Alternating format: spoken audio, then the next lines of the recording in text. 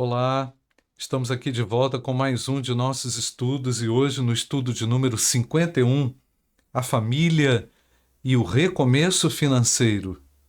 Princípios para o equilíbrio financeiro no lar. E eu quero começar, como sempre faço, lendo Lucas capítulo 12, versos 28 até o verso 34. Se Deus veste assim a erva do campo, que hoje existe e amanhã é lançada ao fogo, quanto mais vestirá vocês, homens de pequena fé. Não busquem ansiosamente o que comer ou beber, não se preocupem com isso, pois o mundo pagão é que corre atrás dessas coisas. Mas o Pai sabe que vocês precisam delas. Busquem, pois, o reino de Deus, e estas coisas serão acrescentadas a vocês.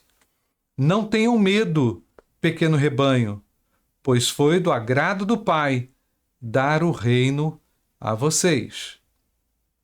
Vendam o que têm e deem esmolas. Façam para vocês bolsas que não se gastem com o tempo. Um tesouro nos céus, que não se acabe, onde ladrão algum chega perto e nenhuma traça destrói.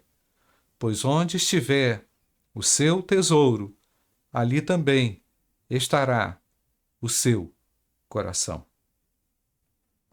Gente, essa lição eu escrevi pensando num objetivo de retomada, né, de recomposição.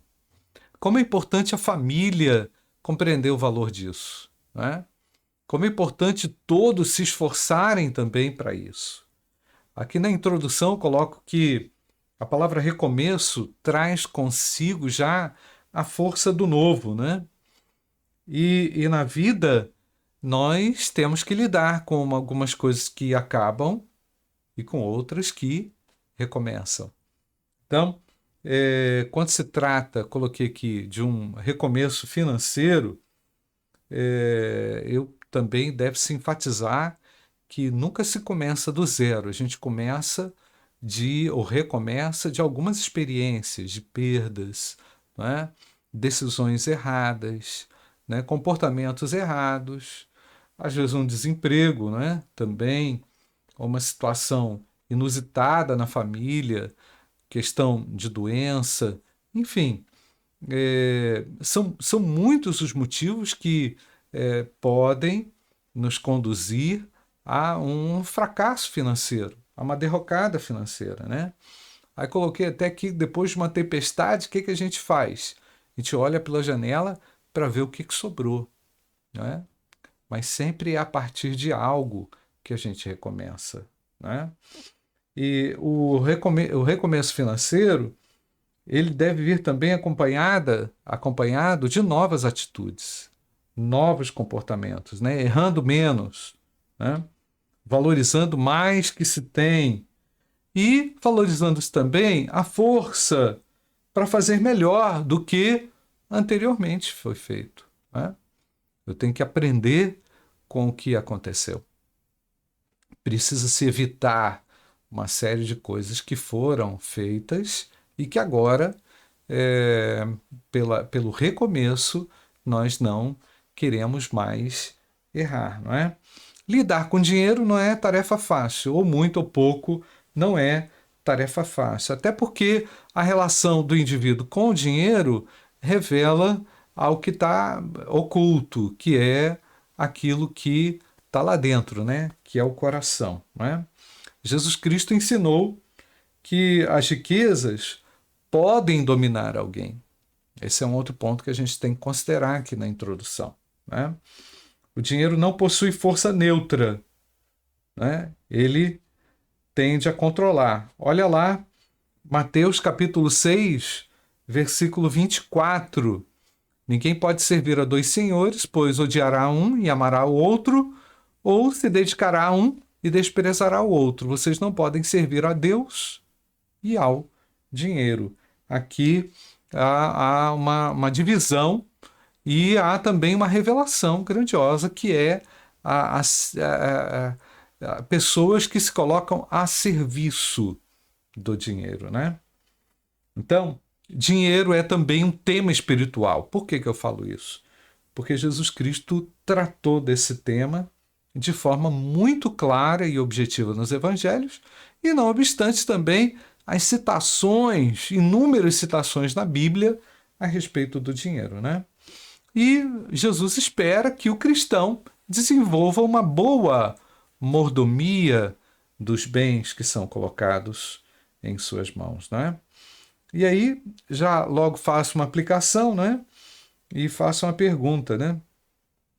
Na fase da vida em que você se encontra, recomeçar sempre traz algo novo.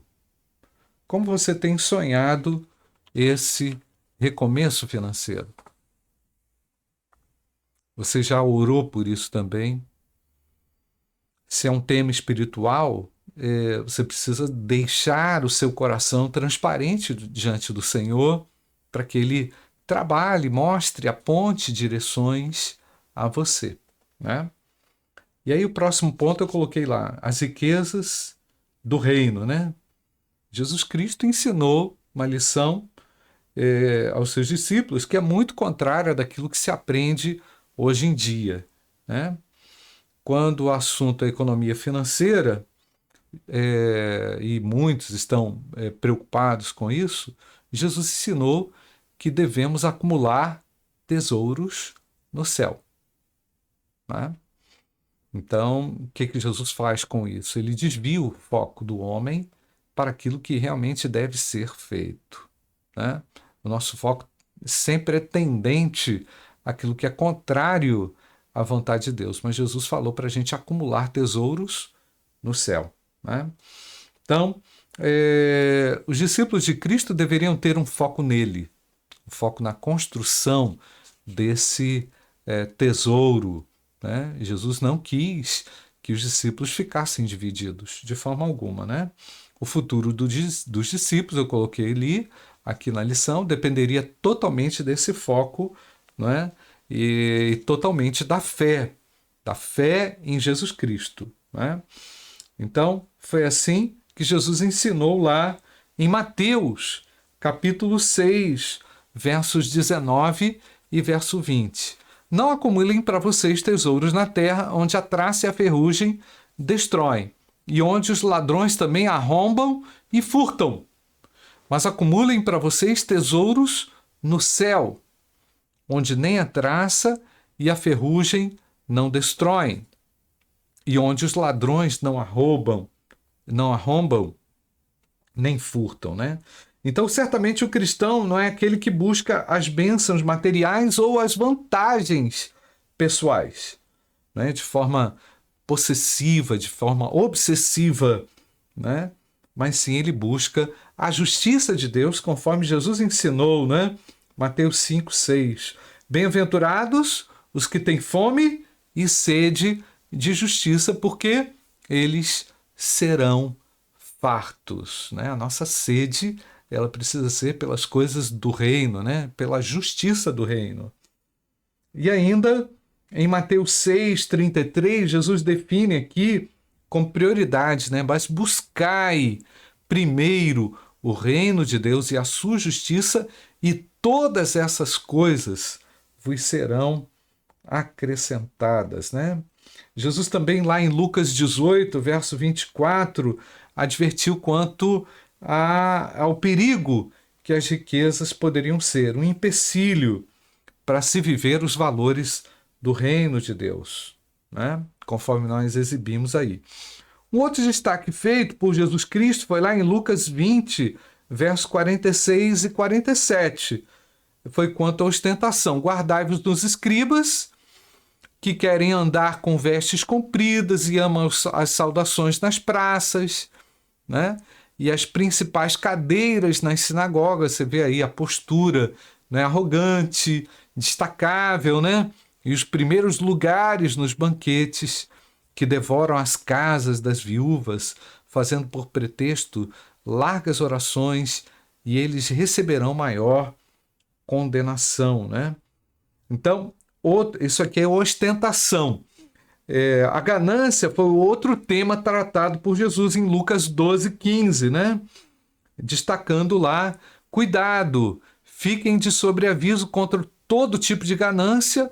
A vida de um homem não consiste na quantidade dos seus bens, né? Ostentação, ganância, né? Jesus pediu também despreendimento quanto aos bens materiais, né? Em Lucas 12:33, né? Vendei o que tendes, olha só, dai esmolas, fazei para vós bolsas que não se envelhecem, tesouro nos céus que nunca cabe, onde não chega ladrão e a traça não rói, né?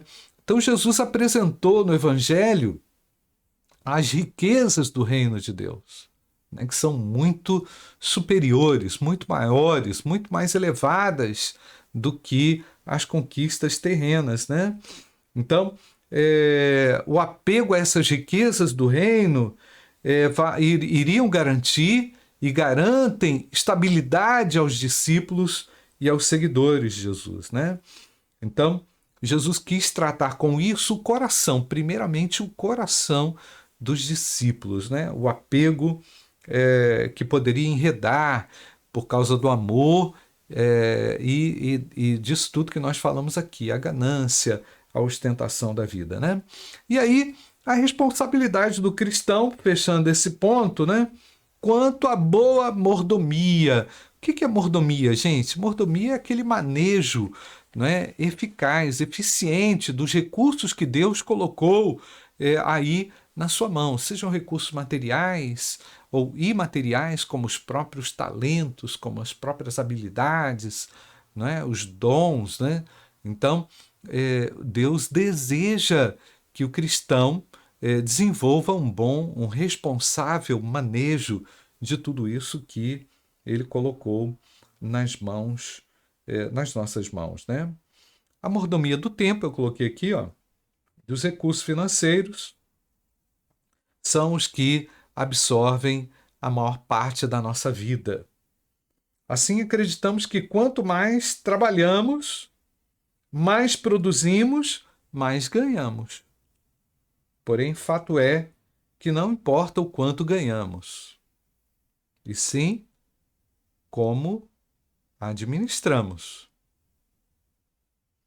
Como você tem administrado os recursos que Deus tem colocado em suas mãos? Pensa nisso. E agora no ponto 2 eu coloquei aqui um fato também importante, que é essa questão, essa tensão entre necessidade e desejo, né?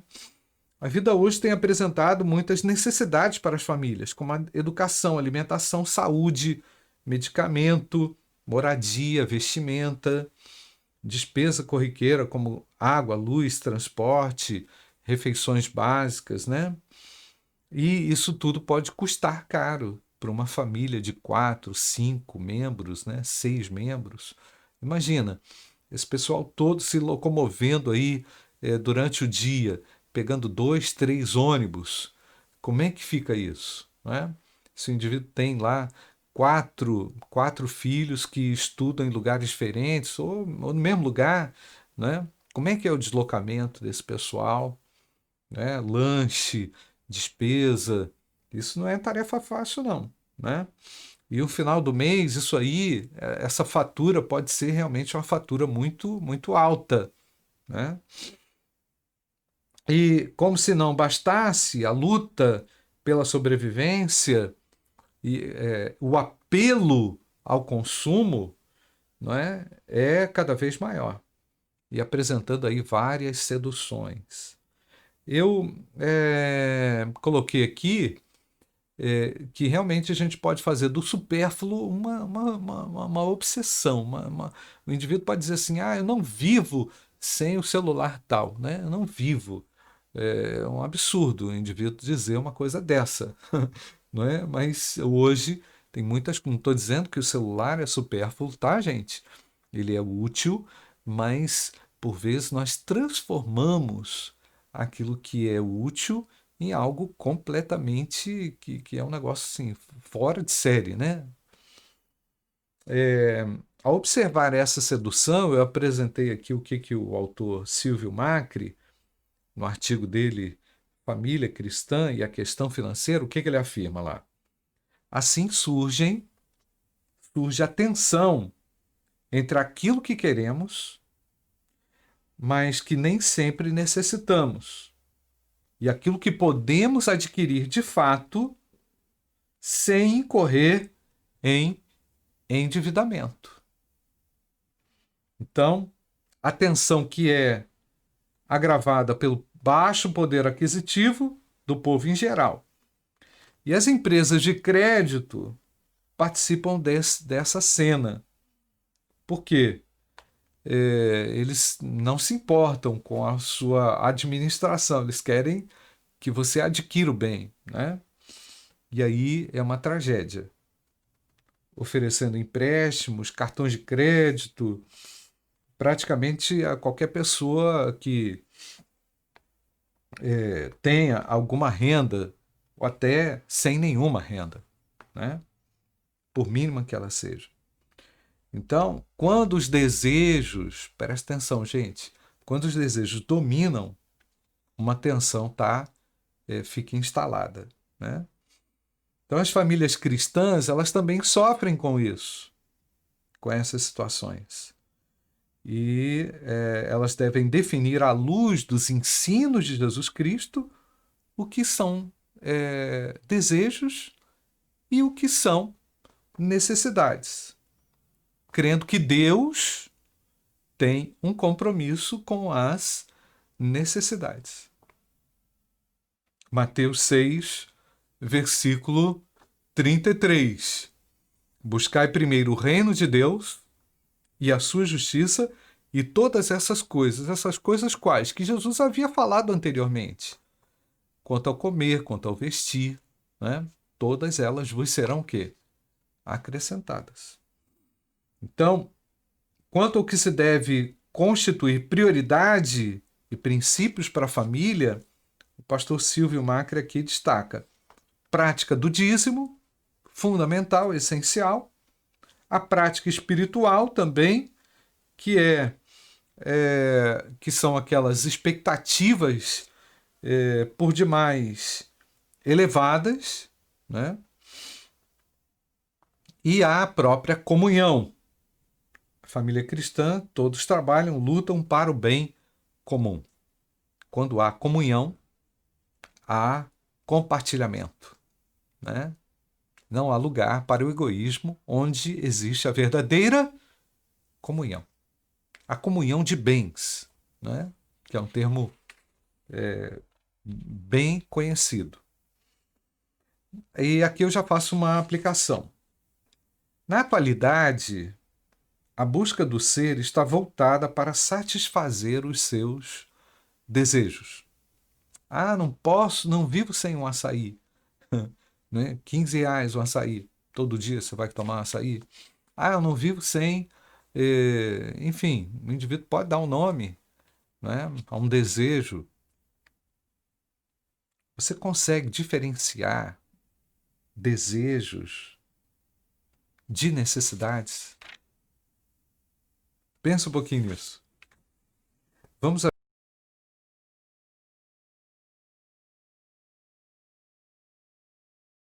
Está ligado ao que Deus realiza dentro do coração. O coração é o centro da vida, dos desejos. E se ele não estiver alinhado com os valores do reino, tudo pode se perder. Coloquei aqui na lição, no final. No lar cristão, enfrenta-se muitas lutas, muitos desafios.